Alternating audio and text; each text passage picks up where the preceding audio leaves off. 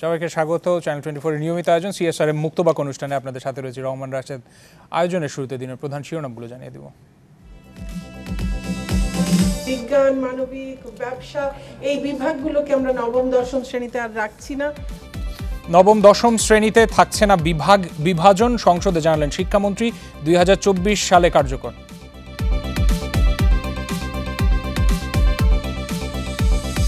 ঢাকা বিশ্ববিদ্যালয়ের শিক্ষার্থী ধর্ষণ মামলায় মজনুর যাবজ্জীবন। নাটোর ও ফেনীতে ধর্ষকের সাথে ভুক্তভোগীর বিয়ে।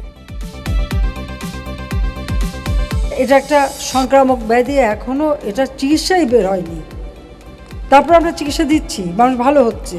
তো সেইখানে এই ঝুঁকিটা আমরা ছেলে মেয়েদের জন্য কেন নেব? শিক্ষার্থীদের ঝুঁকিতে ফেলতে চায় না সরকার, বললেন প্রধানমন্ত্রী। করোনা ঠেকাতে ব্যাপক প্রস্তুতির ঘোষণা।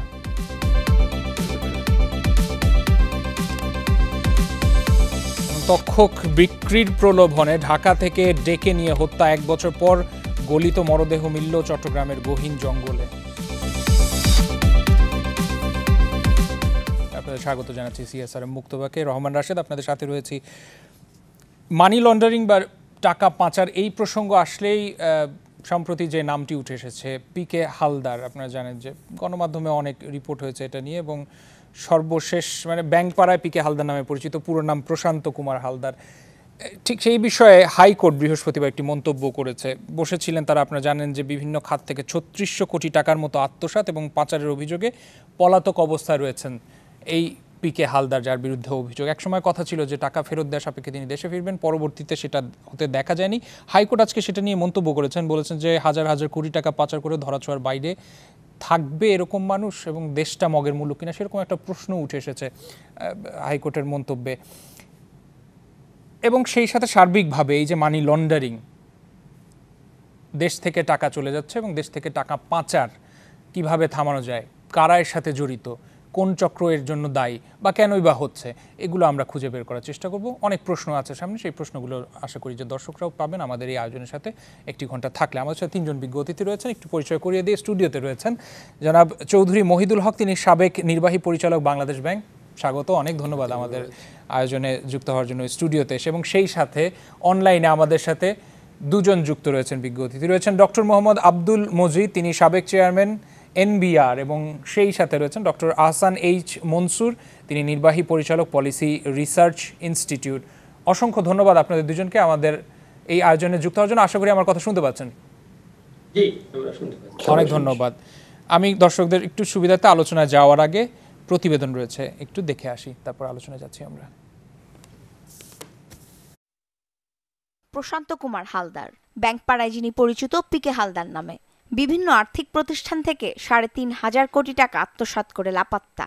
মাঝে একবার টাকা ফেরতের শর্তে দেশে ফিরতে চেয়েছিলেন, কিন্তু দেশে ফিরলে গ্রেফতার হতে হবে। হাইকোর্টের এমন আদেশের পর অসুস্থতার কথা বলে আর ফেরেননি। বৃহস্পতিবার তাকে ফেরানোর বিষয়ে আবারও বসল হাইকোর্ট। পিকে হালদারকে ফেরাতে এবং গ্রেফতারে কি পদক্ষেপ নেওয়া হয়েছে 10 দিনের মধ্যে দুদক ও সরকারকে জানাতে বলা হয়েছে। ডিভিশন বেঞ্চ একটি শতপ্রণোদিত রুল ইস্যু করেছেন, আমরা যাকে সুমোটো রুল বলি। পিকে হালদার কোথায় কিভাবে আছে, দুদক তাকে অ্যারেস্ট করার জন্য কি পদক্ষেপ নিয়েছে এবং দুদকের কেসের কি অবস্থান, এইগুলি জানার ব্যাপারে একটি সুমোটো রুল ইস্যু করেছেন। আগামী 10 দিনের মধ্যে দুদককে নির্দেশ দেওয়া হয়েছে লিখিত আকারে বিষয়গুলি হাইকোর্টকে অবগত করার জন্য। এদিন আদালত বলেন, দেশটি কি মগের মূল্য? হাজার হাজার কোটি টাকা পাচারের পরও আসামি ধরাছোঁয়ার বাইরে থাকবে কেন? কোর্ট মন্তব্য করছে একটা লোক হাজার হাজার কোটি টাকা নিয়ে বিদেশে চলে যাবে, তাকে বিদেশ থেকে কেন গ্রেফতার করা হবে না? এটা তো কারণ মগের মূল লোক না। এদিকে দুদক বলছে তাকে গ্রেফতারে ইন্টারপোলে চিঠি দিয়েছেন তারা। চিঠি জমা দিয়ে পিকে হালদারকে গ্রেফতারে পরোয়ানা এবং আদালতের আদেশ চেয়েছে ইন্টারপোল। আপনারা রিপোর্টটি দেখছিলেন, এবং সেই সাথে বাংলাদেশের পররাষ্ট্রমন্ত্রীর একটি বক্তব্য পেপারে ছাপা হয়েছে। সেখানে বলা হচ্ছিল যে তাদের কাছে যে খবর আছে অন্তত, যে কানাডার যে প্রতিষ্ঠান যারা কিনা এই অবৈধ আর্থিক লেনদেন তারা গতিবিধি পর্যালোচনা করেন এবং তারা সরকারকে অবহিত করেন, এরকম একটি রিপোর্টে বলা হচ্ছে যে 28 জন বাংলাদেশি অর্থ পাচারের তথ্য পাওয়া গেছে, যেখানে বলা হচ্ছে যে 4 জন রাজনীতিবিদ বা রাজনীতিক রয়েছেন এবং সেই সাথে বাকি 24 জন, সব মিলিয়ে 28 জনের মতো তথ্য বাংলাদেশি অর্থ পাচারের ব্যাপারে তথ্য রয়েছে এবং তাতে করে সরকারি কর্মকর্তাদের নামও এসেছে বা জড়িত এই 28 জনের তালিকায়। আমরা আলোচনায় চলে যেতে চাই। ডক্টর আহসান এইচ মনসুর, আপনার কাছে শুরুতে যাব। আশা করি প্রতিবেদনের ভাষা শুনতে পেয়েছেন।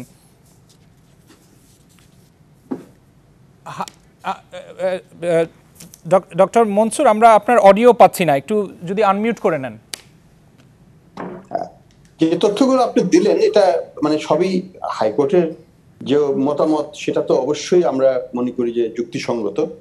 এবং আমরা যদি দেখি পার্শ্ববর্তী দেশ ভারত, সেখান থেকে কিন্তু বেশ বড় আকারে বিলিয়নিয়ার, মানে ডলারের বিলিয়নিয়ার, তারা কিন্তু আত্মগোপন করেছিল লন্ডনে বা অন্যান্য জায়গায়। তাদেরকে কিন্তু ফেরত আনা হয়েছে এবং তারা কিন্তু এখন ভারতের মাটিতে জেলে আছেন এবং বিচারের অপেক্ষায় আছে।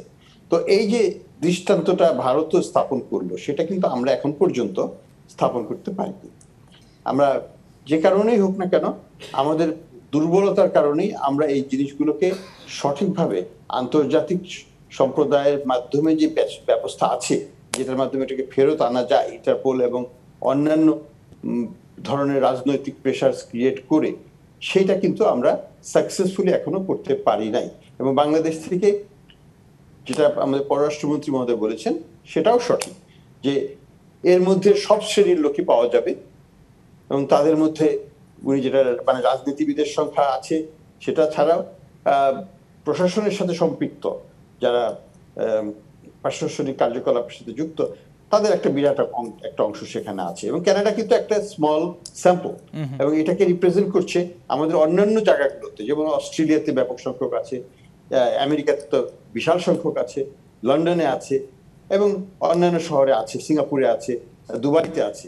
তো এই দুবাইতে আমরা তো একটা ঘটনা দেখলাম আমরা, তাই না, যে কিভাবে সেখানে বেআইনি ভাবে বিশাল ভাবে অর্থ পাচার করা হয়েছে এবং অর্থ সেখানে ব্যবহারও করা হয়েছে তাদের বিনিয়োগ কার্যক্রমে, এবং সেখানে কিছু অনিয়ম ঘটার কারণেই তাদেরকে দুবাই কর্তৃপক্ষ জেলেও দিয়েছে। আমরা সেগুলো গণমাধ্যমে সেগুলো জেনেছি। তো ঘটনা তো শেষ নাই, মানে শুরু তো বহুদিন ধরে হয়েছে, কিন্তু শেষ কোনো আমরা দেখছি না। কারণ শেষ হবে কেন? এখন পর্যন্ত কোনো একটা এই ধরনের ঘটনার মূল উৎপাটন করা, সেটা কিন্তু আমরা দেখিনি। আমরা সেই হলমার্কের ঘটনা থেকে যদি দেখি, আমরা শুধু পেরিফেরাল ছোটখাটো চুনোপুটিকে নিয়ে আমরা তাদেরকে জেলে রেখে শাস্তি পাচ্ছি, কিন্তু সেটা তো শেষ না, সেটা শুরুও না। এটার মূলে কারা? সেই বিশাল ক্ষমতাধর ব্যক্তিগুলো, তারা কি? আপনি পার্শ্ববর্তী দেশ ভারতের উদাহরণও দিচ্ছিলেন যে এরকম অবৈধ পাচার করার দায়ে পরে দোষী সাব্যস্ত হয়েছেন এবং তারা দেশে ফেরত এনে তাদেরকে জেলও খাটতে হচ্ছে। বাংলাদেশে এরকম উদাহরণ কেন আমরা তৈরি করতে পারিনি আজও? হলমার্কের ঘটনা যেহেতু বলছেন, সেটা তো অনেক আগেরও কথা, এখন পর্যন্ত কেন বাংলাদেশে এরকম উদাহরণ তৈরি করা সম্ভব হলো না? এটার তো মূল কারণ আমরা যেটা মনে করি যে রাজনৈতিক যে একটা সদিচ্ছা, একটা বিশাল রকমের চাপ সৃষ্টি করা, এটা তো রাজনৈতিকভাবে করতে হবে। ওই সরকারের উপরও চাপ সৃষ্টি করবে, যেখানে তারা আশ্রয় নিয়েছে, সেটা কানাডা হোক, সেটা লন্ডন হোক, সেটা আমেরিকা হোক, সেখানে চাপ সৃষ্টি করতে হবে। আইনগতভাবে আবার এগোতে হবে, সমান্তরাল ভাবে, দুদকের পক্ষ থেকে, বাংলাদেশের ব্যাংকের পক্ষ থেকে, এবং প্রমাণগুলো তাদের কাছে দিতে হবে। সেগুলো তো আমরা সঠিকভাবে আমরা করি নাই। করলে পরে জনসমক্ষে সেটা তুলেও ধরা হয়নি। কিভাবে সেটা করা হচ্ছে, কেন করা হচ্ছে না, এটা তো একটা সরকারের জন্য একটা প্লাস পয়েন্ট। যদি করা হয়ে থাকে, আমি ধরেই নেবো যে সেইভাবে করা হয় নাই। নিয়মতান্ত্রিক মানে নাম দেখানো কিছু করা হতে পারে, কিন্তু সেটা তো নাম দেখান, নাম সর্বস্ব, সেটা দিয়ে তো কাজ হবে না। আসলে মন দিয়ে এটাকে করতে হবে যে আমি এটাকে করবোই, তাহলে কিছু করা সম্ভব। আমি ডক্টর মোহাম্মদ আব্দুল মজিদ আপনার কাছে আসতে চাই। হাইকোর্ট যে প্রশ্ন রেখেছে, সেই প্রশ্নটি আপনার কাছে রাখতে চাইছি যে এত হাজার হাজার কোটি টাকা আত্মসাৎ করে বিদেশে পাচার করার পরও একটা মানুষ বা যারা চক্র জড়িত, তারা ধরাছোঁয়ার বাইরেই কি থেকে যাবে? ধন্যবাদ। নিশ্চয়ই না, তাদের বাইরে থেকে যাওয়াটা ঠিক হবে না। কিন্তু একথা ঠিক যে উদাহরণ তৈরি করা যাচ্ছে না বা উদাহরণ তৈরি করা হচ্ছে না। আসলে মূল বিষয়ের দিকে ফিরে যাওয়া দরকার। সেটা হচ্ছে ঘটনা ঘটে যাওয়ার পরে তার উপরে আক্ষেপ কিংবা করা হলো না কেন ইত্যাদি না করে, কেন এই টাকাগুলো পাচার হলো, কিভাবে হলো, সেখানে যদি আমি যথা নজর না দেই, তাহলে চোর পালালে বুদ্ধি বাড়িয়ে লাভ নেই। কেননা বুদ্ধি বাড়াতে গেলে সেই বুদ্ধি কাজ হয় না। কারণ যে দেশে দুর্নীতি হওয়ার পরে দুর্নীতি সম্পাদিত হয়ে যাবার পরে তারপরে দুর্নীতি দমন শুরু হয়, যদি হয় বা যেখানে হয় সেখানে কিন্তু দুর্নীতি দমনকে ঠিক অর্থে অর্থবহ করা যায় না। এগুলো তার বড় বড় উদাহরণ। কেননা যিনি টাকা নিয়ে গিয়েছেন তিনি তো টাকা নিয়ে গিয়েছেন এবং তিনি একজন শক্তিশালী পক্ষ পেয়ে গেছেন সেখানে, এবং সেখানে তার পক্ষে এই এখান থেকেও যারা প্রচেষ্টা চালাবেন কিংবা ওখানে থেকেও যারা এইগুলোর ব্যবস্থা নেবেন সেগুলোকে তারা কিনতে পারেন। কেননা একটা জিনিস হচ্ছেই যে আপনি যখন একটা পক্ষ দুর্নীতি করে টাকাটা নিয়ে তার নিজের জিম্মায় নিয়ে নেয় তখন সে ওইটার বলে বলশালী হয়ে সে অনেক কিছুকে প্রভাবিত করতে পারে।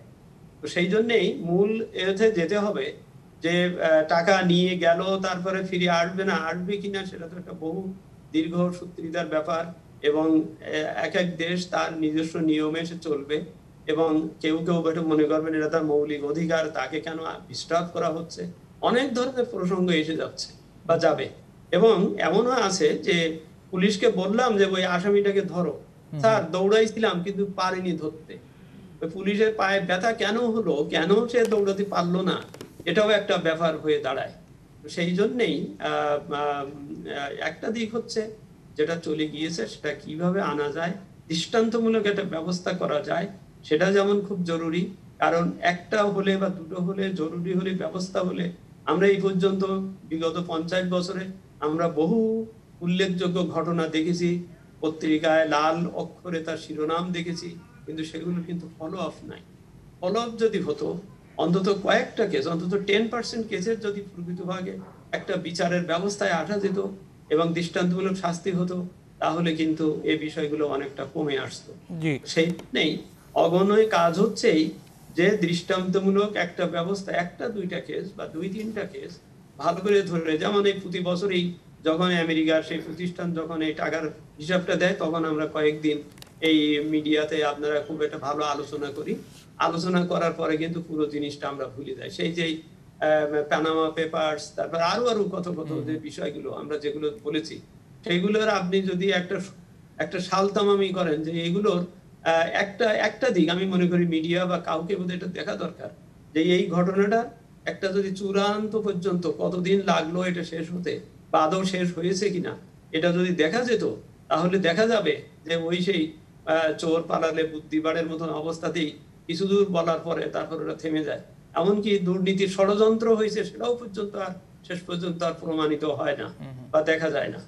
সেই কারণেই মাননীয় আদালতের অবজারভেশন অবশ্যই যথার্থই ঠিক, তারা বলেছেন, কিন্তু সেটা প্রমাণ করবার, সেটাকে অর্থবহ করবার, সেটাকে উপযুক্ত জবাব দেওয়ার দায়িত্ব কিন্তু সরকারের বা সংশ্লিষ্ট পক্ষের। এখন যেটা আপনি কিছু ফ্যাক্টস ফিগার যেটা বললেন তাতে দেখা যাচ্ছে যে যারা ব্যবস্থা নেবেন তারা নিজেরাও যদি এর সাথে তাদের পক্ষ যদি জড়িত থাকে, যেমন একটা রাষ্ট্রের যে 3টে স্তম্ভ, একটা বিচার বিভাগ, একটা হচ্ছে আপনার আইন বিভাগ মানে পার্লামেন্ট, আর একটা হচ্ছে নির্বাহী বিভাগ, এই 3জন কিন্তু নিজেরা পরস্পরের পরিপূরক, but at the same time they must be neutral and independent, তাহলেই একে অন্যকে সহায়তা করতে পারবেন।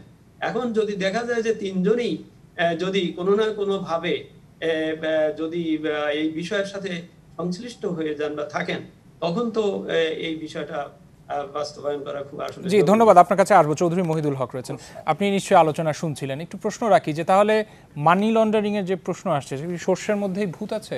আর যদি পেছনে তাকাই যে উৎস যদি আমরা খোঁজ করতে চাই, যে এই যে আর্থিক পাচারের এত কথা হচ্ছে, উৎস যদি আমরা অনুসন্ধান করতে চাই কেন এই অর্থ পাচার হয় বা এই মানে কি বলবো এটাকে এত বড় অ্যামাউন্টে অর্থ পাচার হয়।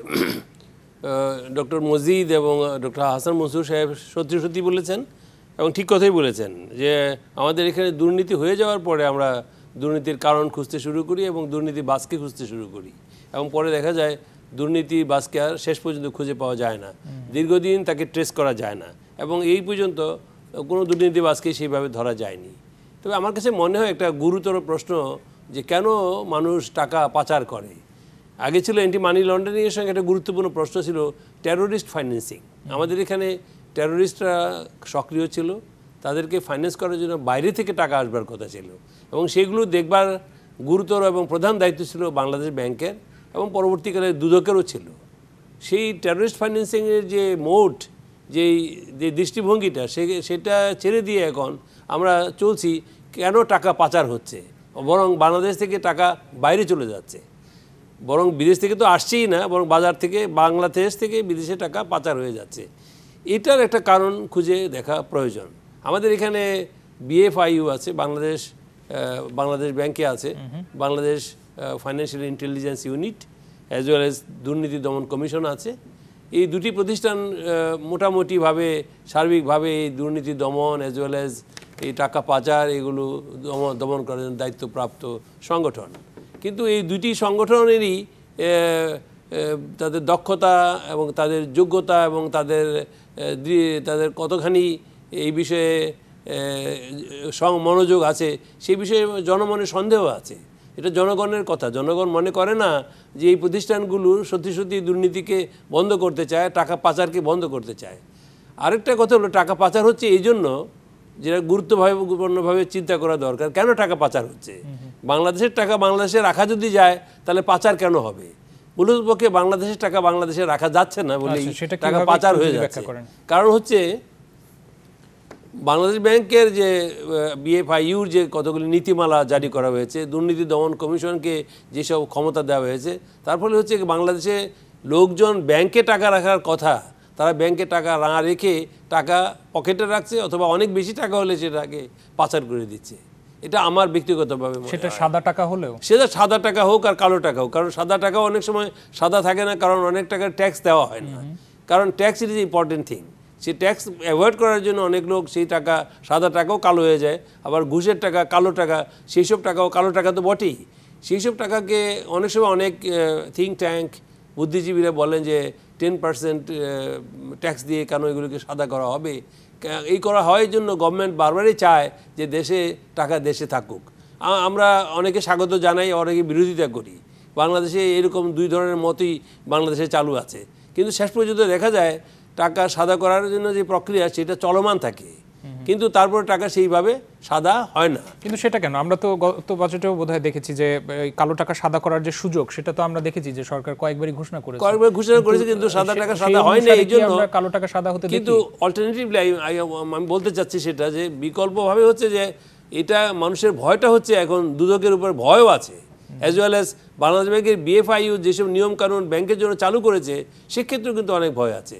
বাংলাদেশ ব্যাংকের প্রত্যেকটা ট্রানজ্যাকশানের ভয়, ক্যাশ ট্রানজ্যাকশান, সাসপেক্টেড ট্রানজ্যাকশান, অন্যান্য যেসব প্রতিদিনকার ব্যাংকগুলোকে রিপোর্ট করতে হয় বাংলাদেশ ব্যাংকের কাছে, সেই সব কারণে ব্যাংকগুলো বড় রকমের অঙ্ক জমা নিয়ে আনার জন্য তখন কি করে বারবার প্রশ্ন করে কেন এত টাকা জমা দিচ্ছেন, কোন সোর্স থেকে জমা দিচ্ছেন, কে দিচ্ছেন জমা ইত্যাদি প্রশ্ন করার কারণে পিপুল আর ডিসকারেজড।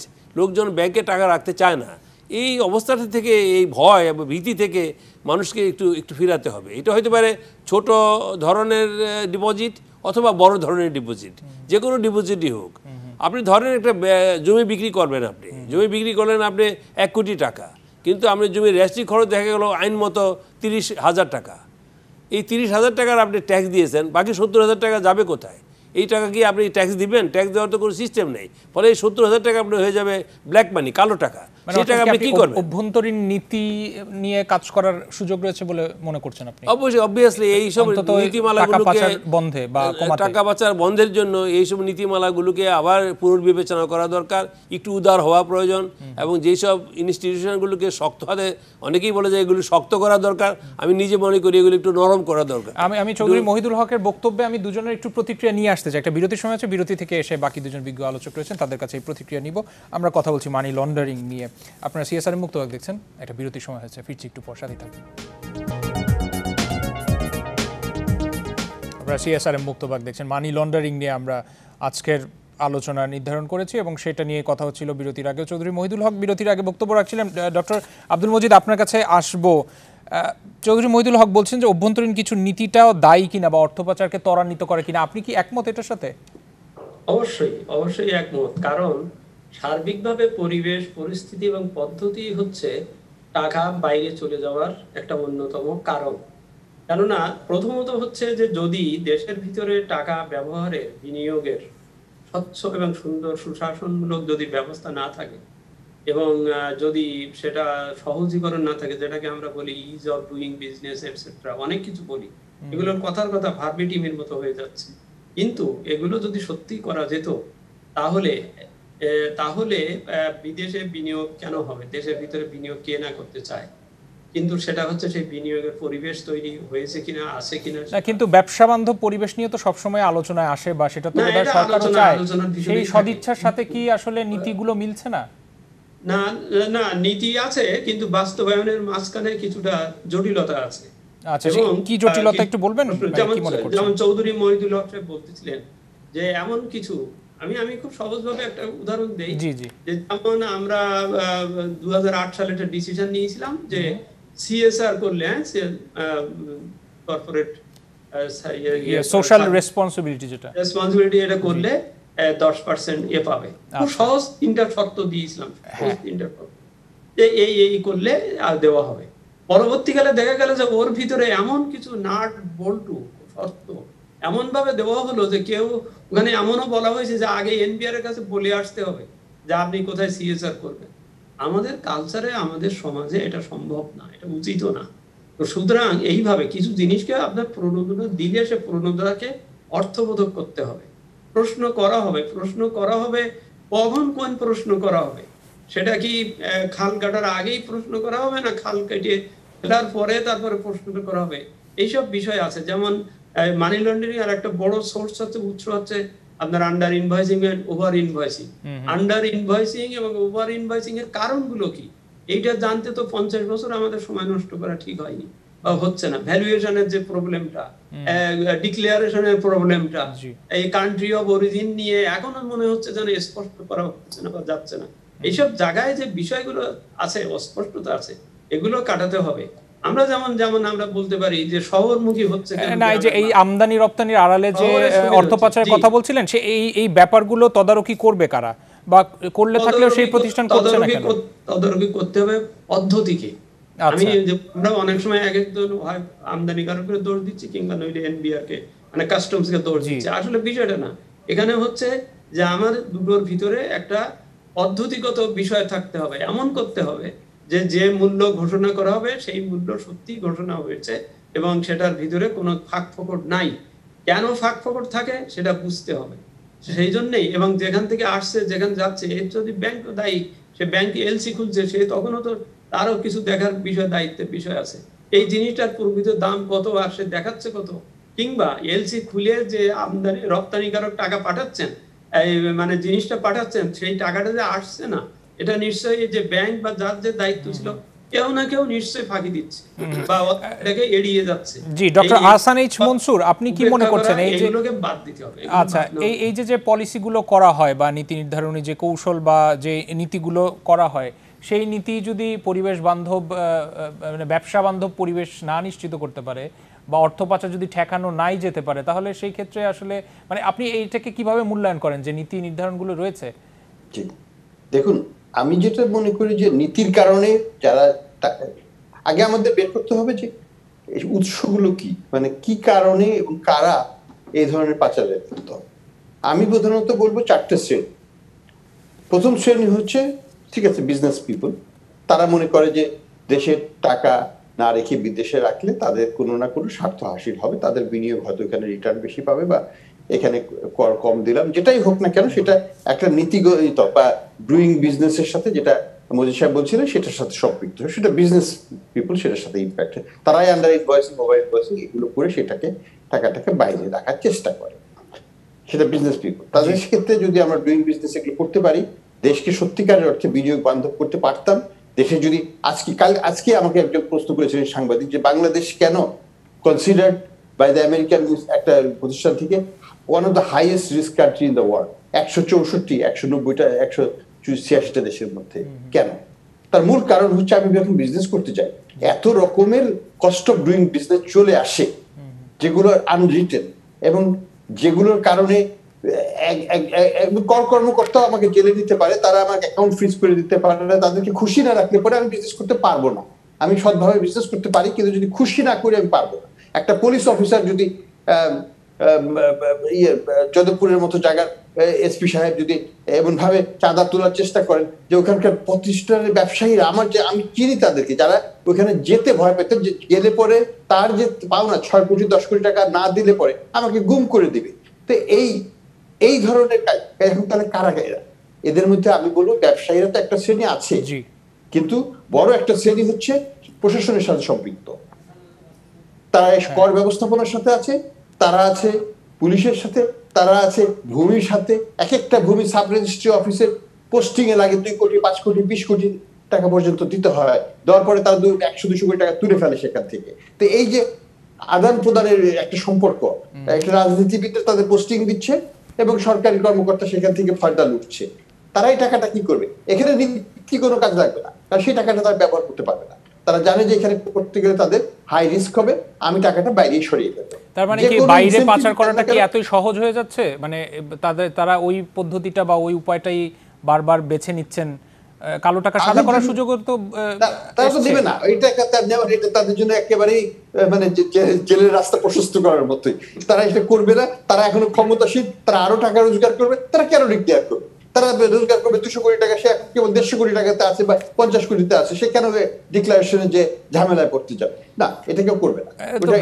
ব্যবসায়ীরা তো আমদানি রপ্তানিতে একটা ভুল ডিক্লারেশন দিয়ে টাকা পাচার করছেন বা অর্থ পাচারের সাথে জড়িয়ে পড়ছেন। প্রশাসনের কর্মকর্তার কথা বলছেন, তারা আসলে কোন পদ্ধতিতে যান বা তারা আসলে কি সহজ পদ্ধতি অবলম্বন করেন? যে তারা হুন্ডির মাধ্যমে করছে। আচ্ছা, তারা পিওর এন্ড সিম্পল হুন্ডির মাধ্যমে। আচ্ছা, আর বাকি দুইটা শ্রেণীর কথা বলছিলেন, চার শ্রেণীর। বাকি একটা হলো সরকারি, একটা হচ্ছে রাজনীতিবিদরা। তাদের মধ্যে যে 4 জনের কথা বললেন, কানাডা, আমেরিকাতে হয়তো 400 আছে, লন্ডনে হয়তো আরো 200 আছে। তারা কিভাবে করে? তারা তো বিভিন্ন ভাবে চাঁদাবাজি করে যাচ্ছেন, বিভিন্ন ভাবে পয়সাই করছে। সেই টাকাটা তারা দেখাবেন কিভাবে? কিছু হয়তো ইলেকশনে খরচ করেন, এখন আর সেটাও লাগে না, কারণ ওটা তো সব ম্যানেজ। তো এইখানে তারা টাকা পাঠাবেন না কেন? তারা তো তাদের রাজনৈতিক ভবিষ্যৎকে নষ্ট করবেন না। তারা তো সেফ হেভেনে রাখানোর চেষ্টা করবেন, যেহেতু কোনো কারণে যদি পট পরিবর্তন হয় তাহলে সেখানে তাদের একটা সেফ হেভেনও থাকছে। তো সব মিলিয়ে তাদের জন্য কিন্তু এসব ইনসেন্টিভ ইজ জিরো ভ্যালু, কোনো ভ্যালু নাই। ইনসেন্টিভ দেন আর না দেন, they will keep on doing what they are doing, because তাদের তো ওইখানে জবাবদিহিতাই হচ্ছে আসল জিনিস। বোধ সরকারি কর্মকর্তা যারা অ্যাবিউজ করছে সিস্টেমকে, রাজনীতিবিদ যারা অ্যাবিউজ করছে সিস্টেমকে, তাদের জন্য হচ্ছে জবাবদিহিতার অভাবটাই হচ্ছে মূল কারণ।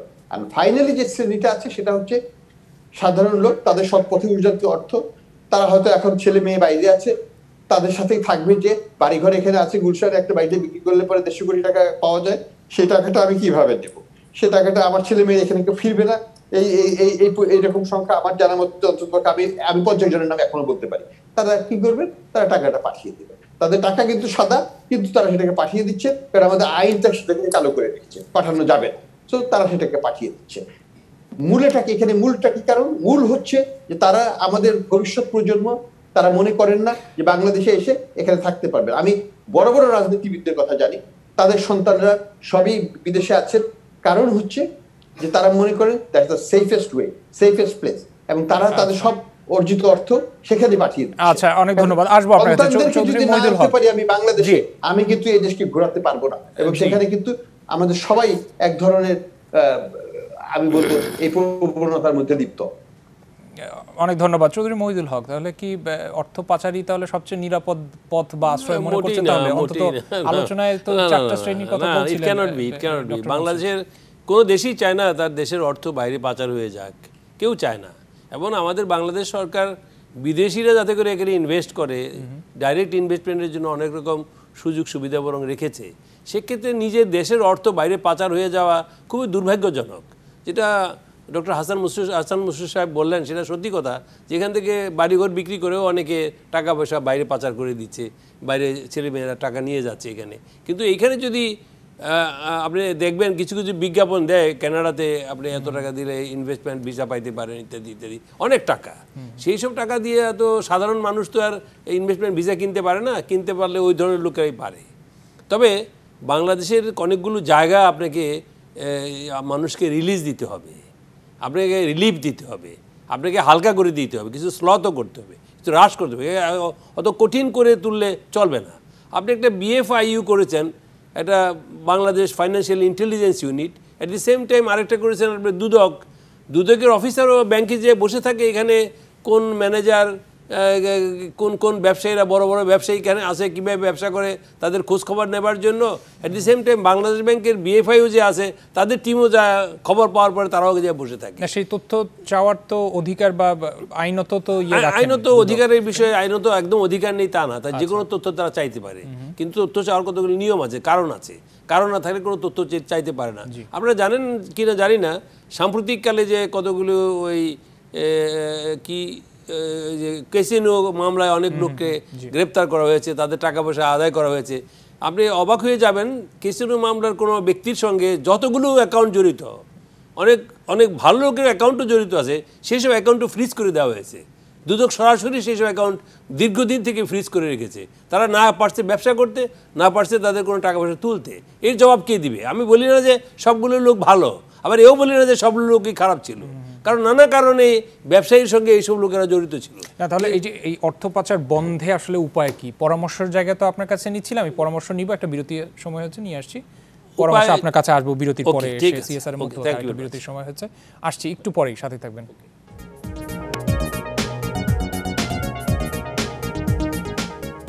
আপনারা সিএসআর মুক্তবাক দিচ্ছেন। আমরা আয়োজনের শেষ দিকে রয়েছে, মানি লন্ডারিং নিয়ে কথা হচ্ছিল, এবং এই মানি লন্ডারিং বা অর্থ পাচার অবৈধভাবে কিভাবে রোধ করা সম্ভব আমরা পরামর্শ নিতে চাই। বিজ্ঞ অতিথিবৃন্দ রয়েছেন আমাদের সাথে।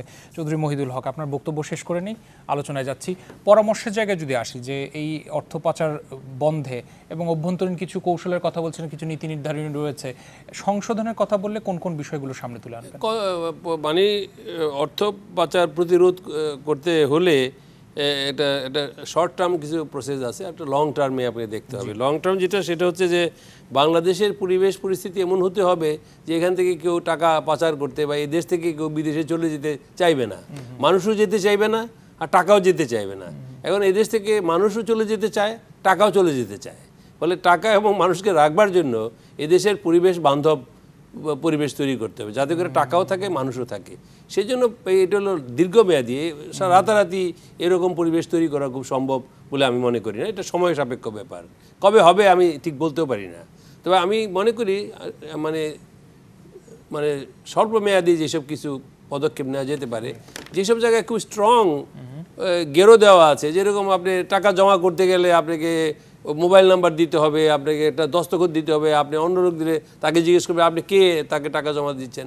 ব্যাংকগুলোর কাছে এই ধরনের যে সব নিয়মকানুন বাংলাদেশ ব্যাংক বা বিএফআইও চাপিয়ে দিয়েছে, সেগুলো একটু হালকা করতে হবে। কিন্তু এখানে একটা প্রশ্ন আছে যে অর্থ লেনদেনের সুরক্ষার জন্যই তো এই বিষয়গুলো রাখা হয় বা এই প্রশ্নগুলো করা হয়, তাই না? অর্থ লেনদেনের না, এই কথা এইগুলি করা হয়েছিল মূলত অর্থ লেনদেন সক্রিয়। এখানে আমাদের তো টার্গেট দুটো ছিল, একটা ছিল এখানে যেন আমরা টেররিস্ট ফাইন্যান্সিংকে আমরা বন্ধ করতে পারি।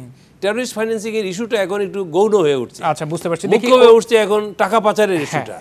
যেহেতু টাকা পাচারের ইস্যুটা মুখ্য হয়ে আসছে, সেই জন্য আপনি ছোট ছোট যে কোনো ডিপোজিট রাখবার ব্যাপারে সেই জায়গাগুলো আরেকটু হালকা শিথিল করা দরকার। সিটিআর, এসটিআর এইসব বিষয়ে আরো শিথিল রাখা উচিত। ডক্টর মোহাম্মদ আব্দুল মজিদ, আপনার কাছে একটু আসি, জি একটু পরামর্শ দিবেন যে এই এই এই ব্যাপারগুলো থামাতে, অর্থ পাচার বন্ধে কি কি কৌশল অবলম্বন করা যায়? কৌশলের মধ্যে আমি মনে করি এক্সিস্টিং যেসব পদ্ধতি পলিসি আছে সেগুলোতে সংস্কারটাই অ্যাকচুয়ালি, আমি এনবিআর এর কথা থেকেই বলি যে ভ্যাটের যে আইন বা আয়কর দেওয়ার যে আইন, আপনার অনলাইন করার যে বিষয়গুলো, যেটা আপনার প্রসেসকে সহজ করবে। প্রসেসকে সহজ করলে মানুষ যদি সহজে এটা ঘোষণা করতে পারে, সহজে যদি এটা ডিক্লেয়ার করতে পারে এবং হ্যাসেল ফ্রি যদি করতে পারে, কথার কথা, তখন সে এগুলো করবে না। যেমন আমি মনে করি যদি এক্সপোর্ট ইম্পোর্টের ওখানে অনলাইন যে সফটওয়্যার বা যেগুলো আছে উন্নত ধরনের ভালো, সেটা যদি সত্যিই কাজ করে, বা আমি ভ্যাটের যে মেশিনটা বসালাম সেই মেশিনটা যদি সত্যি ব্যবহার হয়, তাহলে কিন্তু অনেকগুলো অনিয়ম বা এই ওই ওই যে চৌধুরী সাহেব যেটা বলতেছিলেন, অনেক অনিচ্ছুক যে পরিবেশগুলো হয়, যেটার জন্য আমার এখানে থাকার, এখানে ব্যবসা করার আগ্রহটা আমি হারিয়ে ফেলি, সেইগুলোকে মিনিমাইজ করা যায়।